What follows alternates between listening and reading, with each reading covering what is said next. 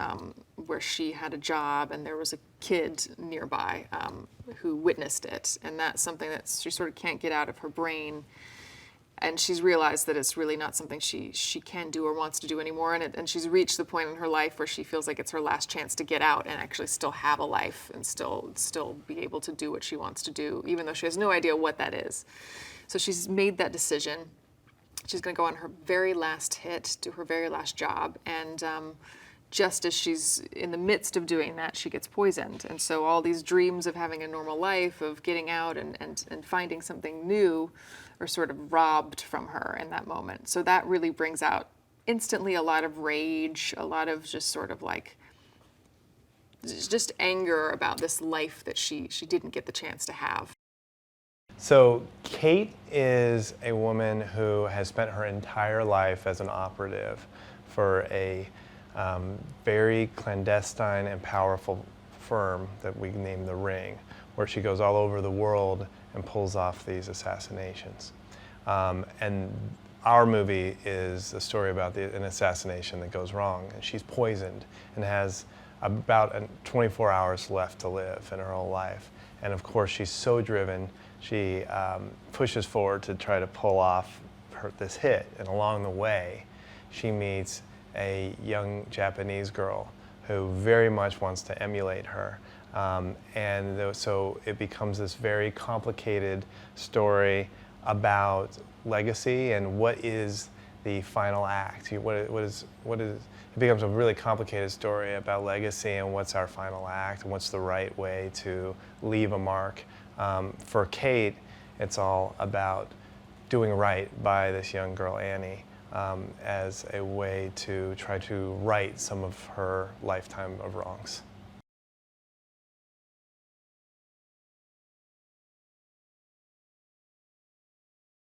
We've put her through the ringer. I mean, we were going through that like recently and enumerating all the stuff that she's done. Like, she's been pushed, she's been pulled, she's been beaten, dragged, run, tossed, upside down, cut her hair.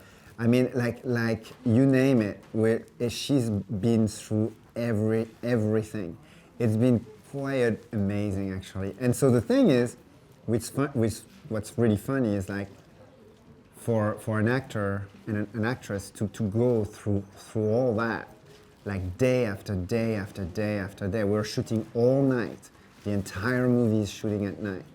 We were in Bangkok during monsoon season. We're in Japan now during winter. We went through like 100 degree heat, 100% of humidity, and now we are like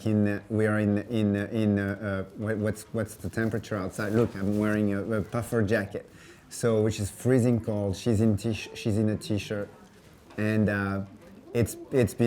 she's been amazing, going to all that, not one complaint. I think when I read the script, it was one of those parts that you read and you go, oh, I can't not play this part. It feels like it's going to be so challenging and so hard and so hardcore and beyond anything I've ever had the opportunity to do in terms of how far it's going to push me physically and emotionally, and like such a range. So for me, it was scary in that way, which made it really exciting. Mary, first of all, she's the first cast member that I met, and she's so great. She gets into her character completely, and she has to do a lot of action scenes, and it's, when you're watching her, sometimes if I'm not working, I'll like look at the monitors behind set and just watch her, and she's so good at the fight scene. She brings this like aura. It's insane, yeah. And Woody, I've watched him like growing up, so it's crazy to work with him. He's amazing. We have an abundance of riches with the cast on this film. It's spectacular casting. We obviously have Mary Elizabeth Winstead as our Kate, and she is such a unicorn in that she has such depth and ability to bring so much emotion and vulnerability and real feeling to some very dramatic scenes. As Varric, which is one of those roles that was so important to bringing life and fun and this kind of real, and anchoring the story in a really moving relationship. We have Woody Harrelson, who, my favorite actor ever since I can remember. I think I absolutely love him in everything he does, and to have him, and we've actually worked together on the Hunger Games, and I knew how much he brings to every production that he comes on to. He's so focused and really energetic, and really brings a lot of heart to every role that he does.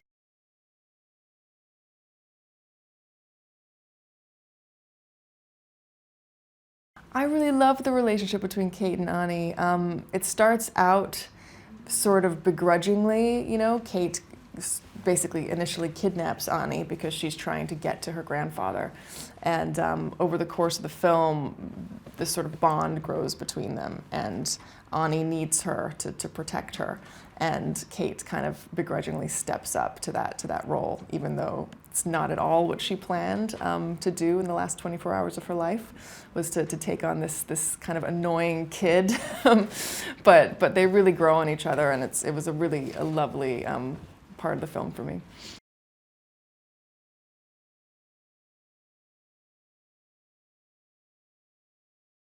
Well, I think I wanted to look at a version of Tokyo that is maybe not as postcard as some people will like. You know, Tokyo is a very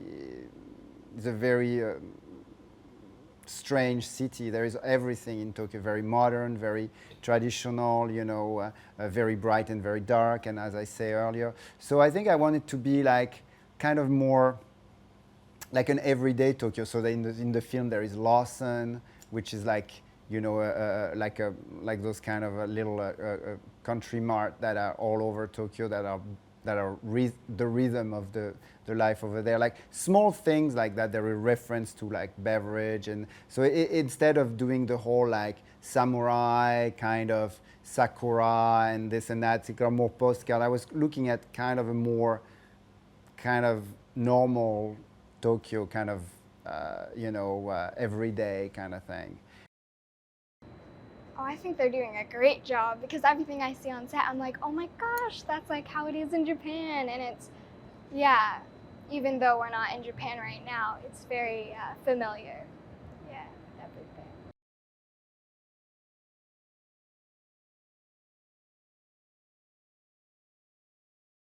Come for the action, come for the lights, for the style and everything, and stay for the friendship between Kate and Ani, stay for those things. And in this instance, I think those are themes that everybody can kind of get around, you know what I mean? It's like, yeah, I love an action, yeah, I love an explosion, that's great entertainment, but then also the heart of the film, you know, and the relationship between Kate and Ani, and that's what kind of makes me stay all the way to the end. You know, that's why I love genre film, because I think they have this power to draw the audience in with, like, you know, fireworks. But then when you're in, kind of trying to give them a little bit more than those fireworks, trying to a little bit more a heart or a smile or something that is like a physiological response, if you will. You know, a scare or laughter or like, oh, you know, and that's what they take out when they leave the theater, or